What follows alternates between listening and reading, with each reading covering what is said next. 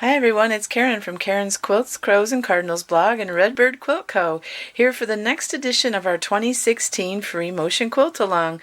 We're working on this beautiful growth chart panel by World of Susie B. It's called Lou's Balloons Growth Chart. It's a lovely panel. We've done a lot of great stitching on it, and I wanted to share with you today a little bit of more quilting that I've done on the side and talk about the stitching path that I followed and how you can maybe mimic this if you like, or create your own options as you go. So what I've done since our last lesson is I went ahead and I worked on this beautiful little balloon here in the bottom left hand corner, the white balloon, and as we talked about, I went ahead and stitched some pretty little pebbles, you could also refer to them as circles, inside of that white balloon.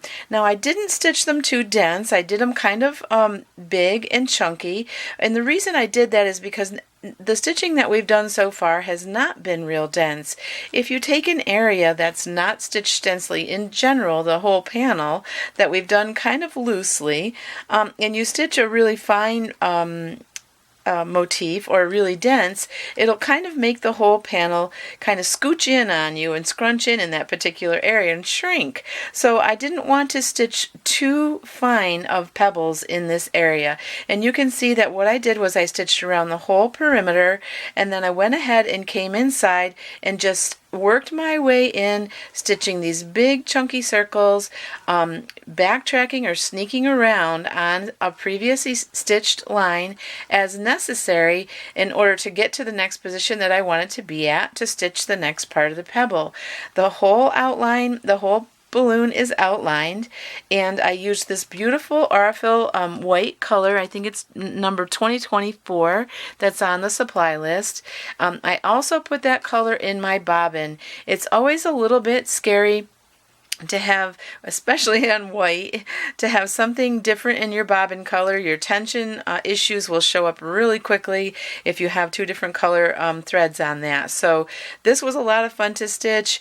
I think if you want to stitch pebbles in yours, that would look great. Otherwise, if you stitch something different, I'd love to see what you choose. There's a lot of great options out there. While I was here and I had that white color thread on, I went ahead and stitched the inside of the yellow balloon. I stitched the inside of the stars, and I was not trying to be exact.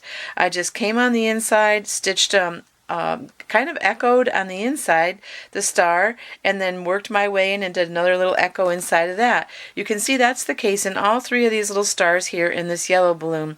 I did not stitch the outside of this yet. Maybe we'll do that when we have the background color on, which is the light robin eggs blue. Well, I didn't do it yet, but we can come back and pick that up a little bit later. Okay, so moving on, I also got to work with this fun little balloon here at the top with these great polka dots on it. This was really fun to stitch. I went ahead and I put the Aurifil 4150 color on. That's the creme brulee variegated that I talked about. Now, if you didn't purchase the variegated thread, that's all right. You can use that other color that was called out in the supplies list. That would work too, so don't worry if you didn't purchase the variegated thread. Any color that complements this balloon will work just fine.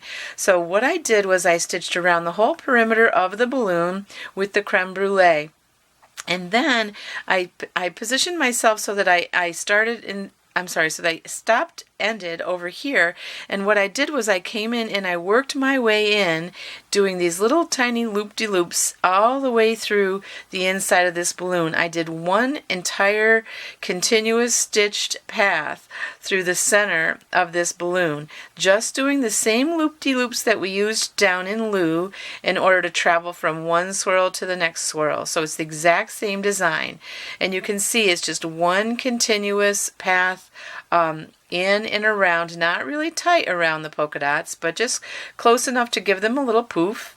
And I worked my way. When I came into this area, I all the way up so I could get around this other polka dot over here a little bit, and then I ended up coming out in the same spot where I went in. It was really convenient. I didn't have to break my thread. I didn't have to, stop and start. It's just one continuous path. Now, if you don't want to do it that way, that's fine.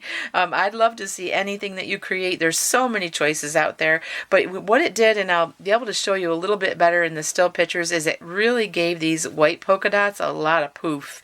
It looks really awesome. I think you're going to love it. And that was with the creme brulee color.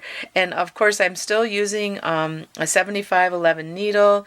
I've got the same setup with my Machinger's gloves, the Aurifil, the same batting that we talked about and that we've already discussed. So let's jump on up here to this last little U. And I handled this little U a slightly different than we did Lou. Now in Lou, we went inside and we stitched just swirls kind of randomly. We allowed the fabric to inspire us to do random swirls. But on this little U at the top of the panel, I decided to practice following the line. And maybe you want to do the same thing, maybe not. It's totally up to you. There's so many choices. But you can see that what I did was I went around the entire perimeter of this little U, and then when I got inside, I actually snuck in over here by the ear, and I did some stitching following the fabric lines with these little swirls. Sometimes I had to backtrack to pick up the entire swirl, not a problem. I had to back up to get backtrack or sneak around to get myself where I wanted to do the next set of stitching, but I kind of came in, and I did the swirls, moved my way back out. I kind of stitched around both sides of this beautiful gray area. That allowed me to come in here and pick up these swirls over here and travel down and get these swirls over here, and these swirls, and I backtrack. Don't feel bad about backtracking, because when you have that awesome Aurifil 50 weight thread on, it allows you to backtrack without any pain. It'll allow you to stitch over itself too. Came in here and circled around the ear. Did another couple lines in this area, snuck over and got the swirls in this area as well. So it was a lot of fun. It actually worked out really well. I made my way all the way around this lovely little U and to the outside, but worked my way through in all these different swirls. Have fun with it. Just kind of have fun with it. If you don't follow on the line exactly, don't worry. I didn't either, but you know what? It still came out beautifully, and wait till you see the texture on the still shots on the blog. So work your way all the way around. I also did jump in here and do his little eyes. I did a jump stitch. I jumped from out here inside, went around the eye, stopped, it took a couple lock stitches, jumped over here and did the other eye, and the same thing there. I did also do a jump stitch and came down here and did the little smile that's on his face. So I hope you get a chance to do this stitching also, and please consider sharing anything you're doing, because everybody loves to see everyone's progress. And don't forget, we've got a great giveaway going on. So if you're keeping up with us, we're probably going to finish up in about 2 weeks at the latest. So we want to get our finished pictures shared when we're done. But I have another lesson on the landscape that's at the bottom of the panel, and then we'll talk a little bit about how we're going to quilt that background in our next lesson. After that, we're just on to our two little borders, and we're done stitching. So it's getting really exciting. We're getting close to the end. I can't wait to see what everyone's done. I hope you're having a good time.